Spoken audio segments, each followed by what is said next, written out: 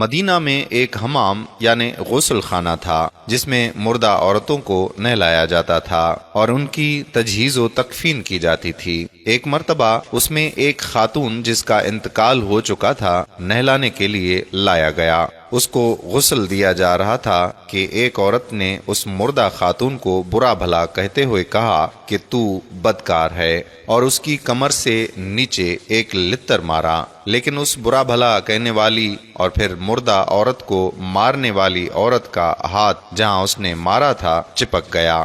عورتوں نے بہت کوشش کی اور تدبیر کی لیکن ہاتھ الگ نہیں ہوا۔ بات پورے شہر میں پھیل گئی کیونکہ معاملہ ہی عجیب تھا۔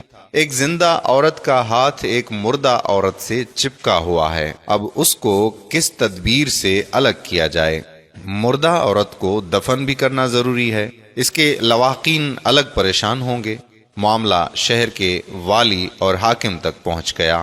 انہوں نے فقہا سے مشورہ کیا۔ بعض نے رائے دی کہ اس زندہ عورت کا ہاتھ کاٹ کر الگ کیا جائے۔ کچھ کی رائے یہ بنی کہ مردہ عورت کے جس حصے سے اس زندہ خاتون کا ہاتھ چپکا ہے اتنے حصے کو کاٹ لیا جائے۔ کچھ کا کہنا تھا کہ مردے کی بے عزتی نہیں کی جا سکتی۔ کچھ کا کہنا تھا کہ زندہ عورت کا ہاتھ کاٹنا اس کو پوری زندگی کے لیے معذور بنا دے گا۔ شہر کا والی اور حاکم امام مالک رحمۃ اللہ علیہ کا قدر شناس اور ان کے طبقہ اور فہم و فراست کا قائل تھا۔ اس نے کہا کہ میں جب تک اس بارے میں امام مالک رحمۃ اللہ علیہ سے بات کر کے ان کی رائے نہ لوں میں کوئی فیصلہ نہیں دے سکتا۔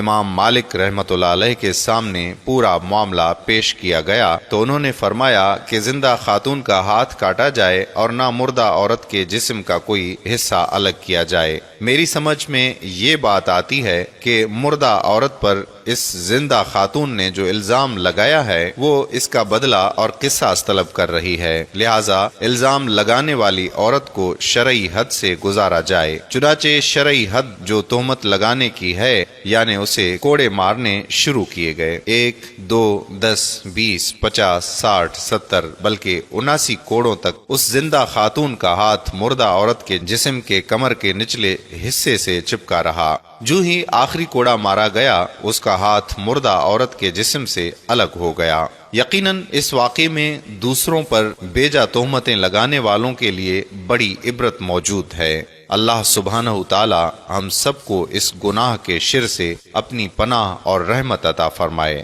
آمین۔